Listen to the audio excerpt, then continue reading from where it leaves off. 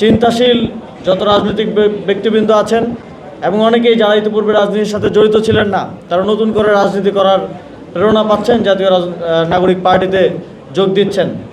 আপনারা জানেন ইতিপূর্বেই কয়েকটি প্ল্যাটফর্মের নেতাকর্মীরা জাতীয় নাগরিক পার্টিতে যোগ দিয়েছেন।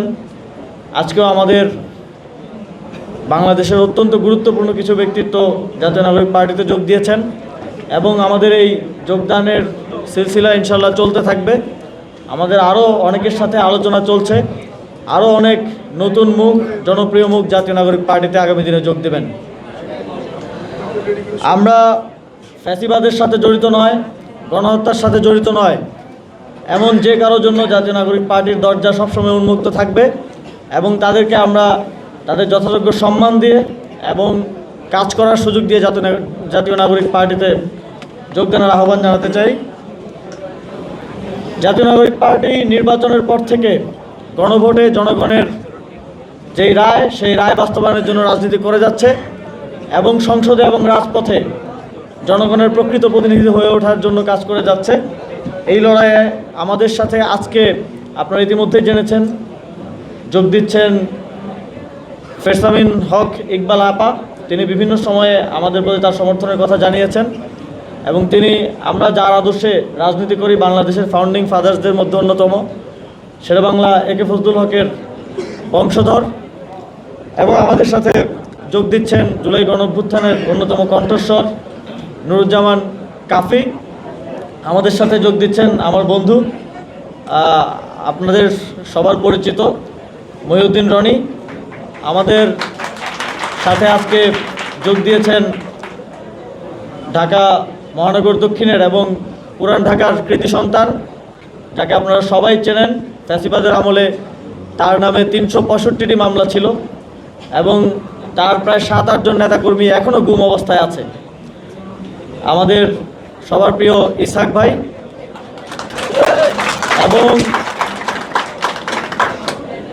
আমরা দেখছি যে আমরা যেই জিয়াউর রহমানের এবং খালেদা জিয়ার যেই বিএনপিকে দেখেছি, বাংলাদেশের রাজনীতিতে যে আদর্শ নিয়ে তারা একটি দল গড়ে তুলেছিলেন এবং এই পর্যন্ত নিয়ে এসেছেন, সেই বিএনপিকে আমরা আর আসলে চিনতে পারছি না।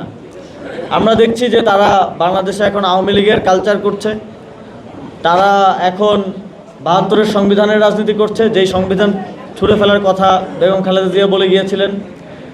তারা এখন তাদের কথা আর আওয়ামী লীগের কথার মধ্যে আমরা আর কোনো পার্থক্য দেখতে পাচ্ছি না।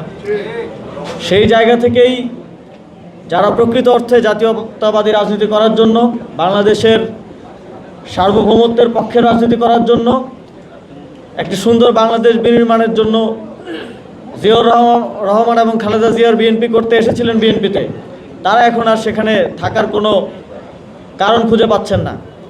ফলে তারা আমাদের সাথে, যেহেতু আমরা সেই আদর্শকে ধারণ করে এবং নতুন বাংলাদেশ বিনির্মাণের লড়াইটা করে যাচ্ছি, আমাদের সাথে যুক্ত হচ্ছেন এবং আরও অনেকের সাথে আলোচনা চলছে। সামনের দিনে আপনারা তাদেরকেও আমাদের সাথে দেখতে পাবেন। আমরা যারা ফ্যাসিবাদের সময়ে নির্যাতনের শিকার, হামলা মামলার শিকার হয়ে লড়াই চালিয়ে গিয়েছিলেন, শেখ হাসিনার ফ্যাসিবাদকে চ্যালেঞ্জ করেছিলেন, তাদেরকে জাতীয় নাগরিক পার্টিতে স্বাগত জানাতে চাই। বন্ধুগণ, আপনারা জানেন যে ইতিমধ্যেই আমরা দেখতে পাচ্ছি যে আওয়ামী লীগের ছাত্র সংগঠন ছাত্রলীগ যেভাবে সন্ত্রাসের রাজত্ব ক্যাম্পাসগুলোতে কায়েম করেছিল, তার একটা চিত্র আমরা গতকালকে দেখতে পেয়েছি। এবং আবারও ক্যাম্পাসগুলোতে মেধা এবং যোগ্যতার রাজনীতির বিপরীতে সন্ত্রাস এবং দখলদারির রাজনীতি ফিরে আসছে। আমাদের লড়াই শেষ হয় নাই, আমাদের লড়াইটা আরও দীর্ঘায়িত হয়েছে এবং আমাদের মেধা ও যোগ্যতার এই রাজনীতি প্রতিষ্ঠার লড়াইটা সামনের দিনে চালিয়ে যেতে হবে। সেজন্য আমাদেরকে সারা দেশে সাংগঠনিক শক্তি বৃদ্ধি করতে হবে। আমি জাতীয় নাগরিক পার্টির সারা দেশের সকল নেতাকর্মীদের, জেলা পর্যায়ের উপজেলা পর্যায়ের নেতৃত্বদেরকে আহ্বান জানাবো, সমাজের যারা গ্রহণযোগ্য ব্যক্তিত্ব আছেন কিংবা পূর্ববর্তীতে বিভিন্ন রাজনীতির সাথে জড়িত ছিলেন, ফ্যাসিবাদের সাথে জড়িত নয় এবং গণহত্যার সাথে জড়িত নয় এমন সকলকে জাতীয় নাগরিক পার্টিতে অংশগ্রহণের দাওয়াত দেওয়া এবং জাতীয় নাগরিক পার্টির সাংগঠনিক শক্তি বৃদ্ধিতে মনোযোগ দেওয়ার জন্য।